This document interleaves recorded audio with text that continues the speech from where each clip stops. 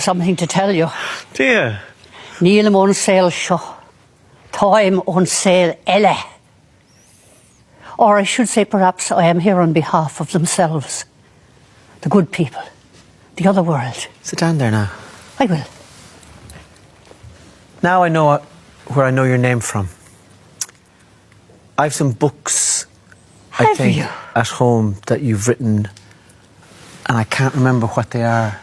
There would have been Old Ways, Old Secrets, Brehon Laws, Irish Fairy Forts, Portals to the Past. Yeah. A few others as well, but those were the ones mostly that are in the field I'm chasing at the moment, which is bringing back our old culture, our old beliefs, our old ways. The way we were for thousands, millennia, when we had our own beliefs, our own druids, our own spirits. Tell us about the Brehon Laws. Oh, we should never have got rid of them. Yeah. Tommy, we should never have got rid of these. They were evolved out of nature. They were created by the people, for the people. They weren't imposed on us by somebody on high who said, this is the book and you're going to follow it. Yeah. We started when we were communities in Ireland back in ancient times. We got together in our little community in our village, and somebody did something bad. You let your pig out of the garden and you trampled my garden. And the people said, that shouldn't happen. So they worked out a plan that if you did that, then you would have to pay recompense to me. You might have to give me one of your pigs.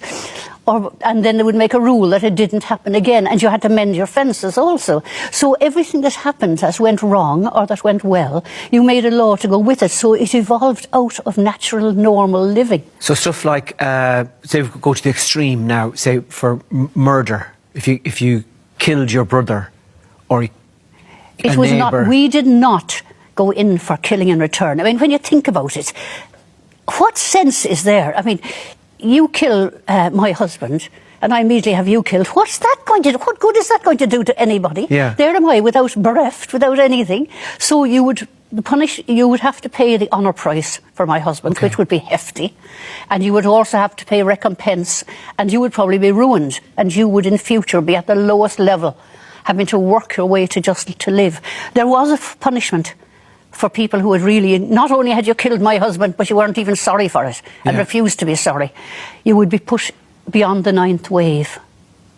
You're put into a boat without oars or provisions, and you're sent beyond the 9th wave, which is further than the tide could bring you back in. And you are left to the gods to decide what to do with you. If you came ashore in another land, they could kill you. Oh, wow, God. Or they might put you there, but you could not come back. And it would be up to the gods to decide what to do with you, because we believed in our nature spirits being stronger than we were, and they would decide. It was not for us to take. Totally. You might have decided to take someone's life, but it is not for us to decide to take it from you. We had so many sensible laws. Tell me about laws in terms of marriage. Like, was there... Oh, that was great. And divorce and stuff. Yes. Women were a lot better off, as you probably know, in ancient Ireland, before we had... these rather more stringent rules coming from other countries. Women were equally, if not more important than men. They were honoured for what they could do. They had the miracle of bringing forth children. They were also considered to be rather more sensible in argument. This is probably something you wouldn't agree with me about. But the women, when people got married, they could get married for a year and a day, which is sensible when you think of it, Tommy. Yeah. I mean, how do you know if you're going to like someone in a year's time? There might be great lust or great ideas, but you don't know if you're going to like them or not. You would vow to try it for a year and a day. And if it didn't work out, you came back and you unfasted. And no problem, nothing attached. If children had occurred in the meantime, there was no shame to that. The children went with the mother. And there was none of this nonsense. Ah, right, okay. And I heard this beautiful phrase as well in one of the old Irish stories. About a couple who were pledging themselves to one another, and the man said to the woman, which I think should replace the Catholic wedding vows, he said, "For as long as you want me, I'm yours." Oh, I like that. Isn't that beautiful? I think that's a beautiful way of putting it. I know the Christianity has a lot to answer for with its rules and its regulations. It wasn't the one we had when we had our own people. But you could get divorced also, even if you've been married for years. Yeah. And there were some strict rules against men. I'm not sure I can put it on the show here. Go on. Of all the shows, you can put it on this one. All right. Well, if you became rather too gross and fat for indulging in normal, happily connubial bliss, I could divorce you. Wow. Well, you could. It was practical. Yeah. It sounds, any of the laws that I hear about, they seem to have more soul in them or something, or more They sense. have more reality in them, more practicality. Laws were to care for everybody, and there were strict rules governing how you could. The thing was, you didn't take more out of the earth Yeah. than you gave back to it. Does our connection now with those old laws and those old ways of seeing our relations to one another, does the link seem quite weak? It seems desperately weak. We've got so used to English laws and the way things are done, imposed on us, that we don't go with the old ones. I mean, women's role, for example, has never been the same since Nick. No, we don't have the link we did, but we should. Rather like having old religions or old beliefs, the very least we could do is know about our Brehon laws, because they were ours and they came naturally from our people and they make sense of our life and our world. Was there opposition to Brehon law from the church, do you think? Yes. When Christianity came galloping over here from Rome, and it was Roman Catholicism, it was not, its original founder, I imagine, was a very gentle man who wanted people to love each other. Yeah. By the time it got to Rome and they got their hands on it, it had turned into a pretty vicious religion. And naturally they wanted to get rid of it. They didn't want the power of the Brehons at saying things. They wanted the priests to be. The priests were to be the new Druids, the new Brehons. But of course priests don't know anything except the liturgy and the church. They don't know anything about... The Druids would have spent dozens of years, 20 or 30 years, learning all the different things, all the old ways, all the old legends, all the old laws, and they would have known about the stars and the moon and exactly when the solstice was going to happen and the weather, well, the weather was going to change, and they could foretell things by using a wren. It was lovely using a wren to foretell things. You didn't slaughter him. The Romans used to do that. They'd cut a bird in half and look at his entrails. I mean, how helpful is that? So what was the idea? What was the thing with the wren then? The wren, the king of all birds, he could foretell. They would watch a wren. They would maybe they kept tame ones. They'd bring him out and they'd put him somewhere on a stone and they'd see what he did. He would jump, you know, a wren, they're very active. Yeah. He would jump one way, he would jump another. He'd put his beak up this way, he'd put his beak that way. He'd fly over there and they would say, aha, there's an enemy coming from the west, or you can expect bad weather coming from the east tomorrow. They would use the wren to tell things. The raven also was a foreteller of things. In the same way that they'd watch which way... They watch what they were doing, because then we all could have been able, you know, Tommy, to tell what the weather was going to do without watching some nice girl in a studio. Yeah. Watching it, we would have been able to tell. Animals still can. Have you not noticed how dogs and cats know when it's going to rain or when there's a storm coming? Absolutely, yeah. Well, we would still have this if we had developed our skills more, or... In the bits of Old Irish mythology that I've read, where, say, the Romans are talking about the Celts, they say one of the things is that, I mean, they're mad for arguments, mad for fighting, mad for singing, and not afraid to die. No, you wouldn't. It's rather like the Vikings going into Valhalla.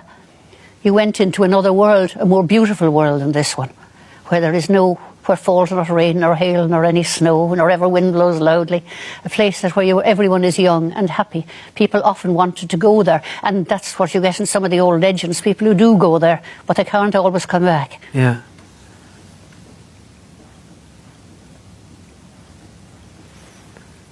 I have a sense now that we're so afraid of death and we're so panicked about dying.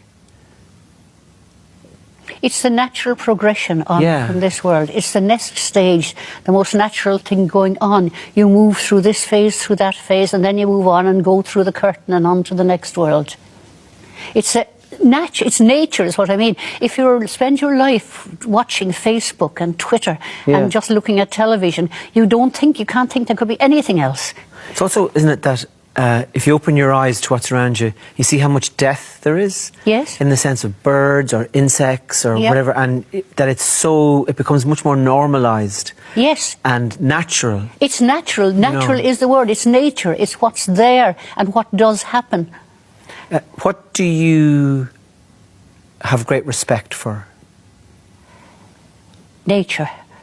the power of nature, the power of, call it the nature gods if you like, but I have a huge respect for nature and how nature at times, particularly nowadays, is showing anger. Because one of the strongest beliefs of our old ways with the old gods is that they cared for Ireland. You know the tradition of the Tuatha Dé Danann and how the Celts came and cheated them and they went underground rather than leaving their land. They stayed and they looked after it, and they come forth to see that we're looking after our land. And are we? For God's sake, are we? They come out, particularly at the times of the year when everything is thinnest, the veil is thinnest. You get it at Samhain, you get it at Bealtaine, you get it at the solstices, you get it at Lunasa. They come out and come around and see what it is that we're doing. Yeah. And if we're not caring for the earth and the sea and the water around us, they get angry. And then they throw a strop and they throw a large storm at us.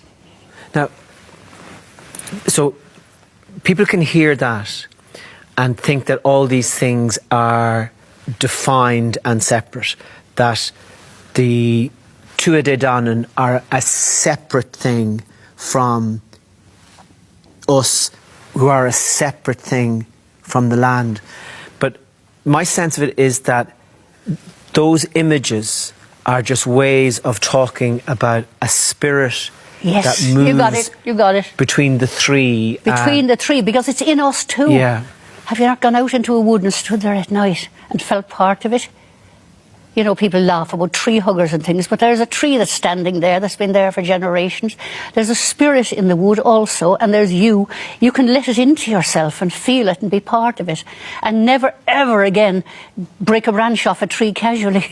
Yeah. What's your favourite thing to be doing? Wandering around by a fairy fort, I think. And thinking of the stories and legends that have gone around it.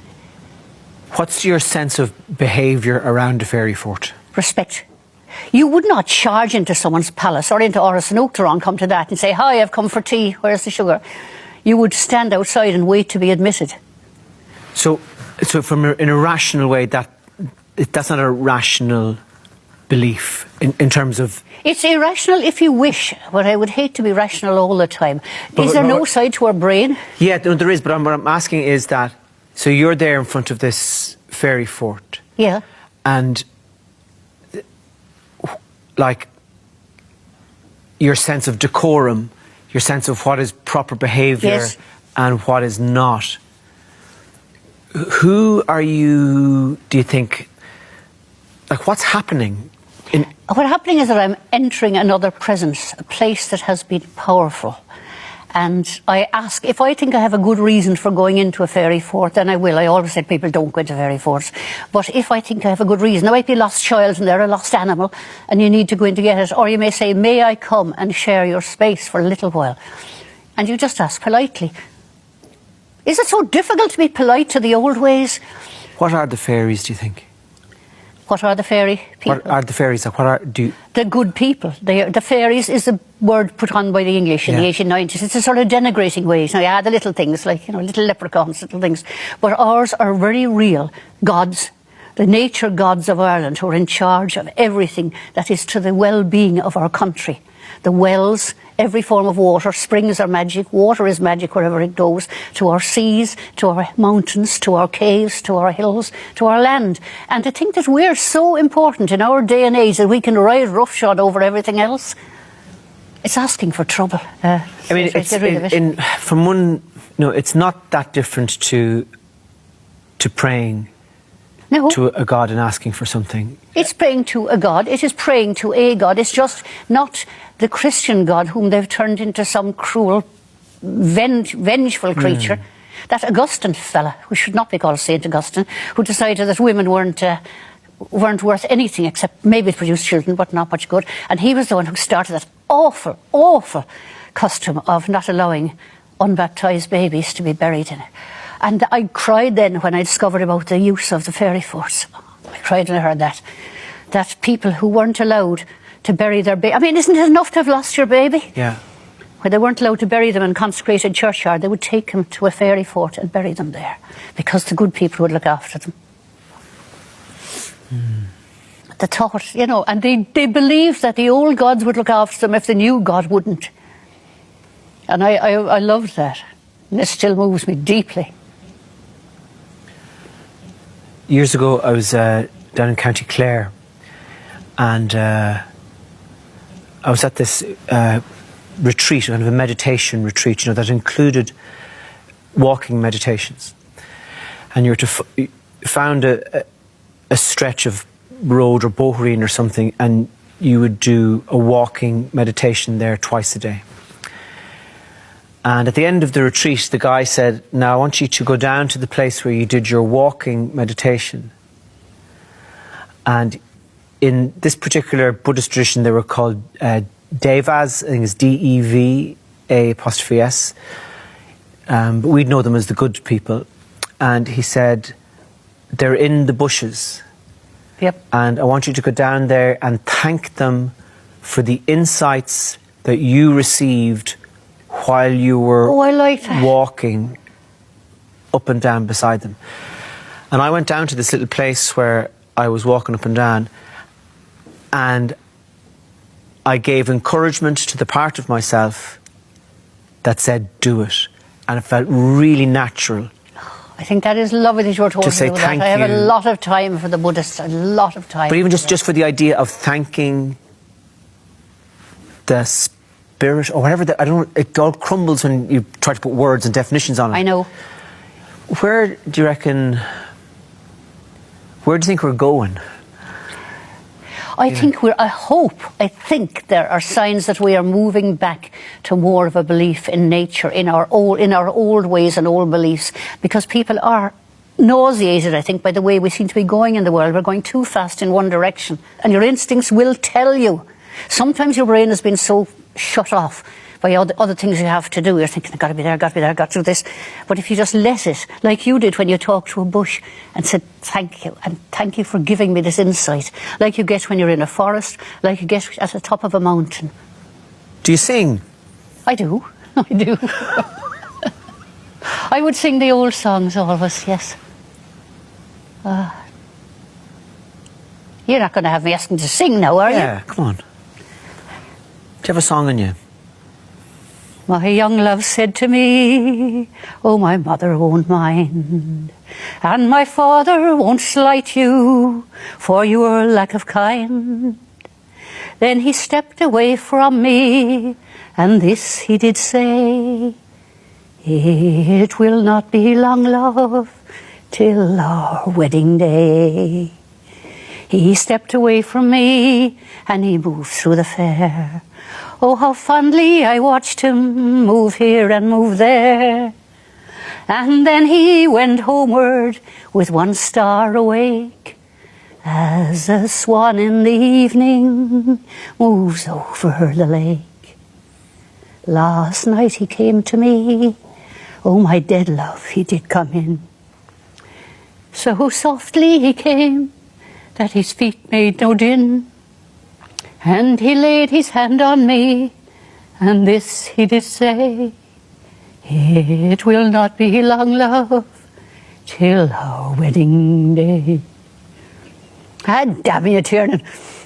Oh, Jesus. For God's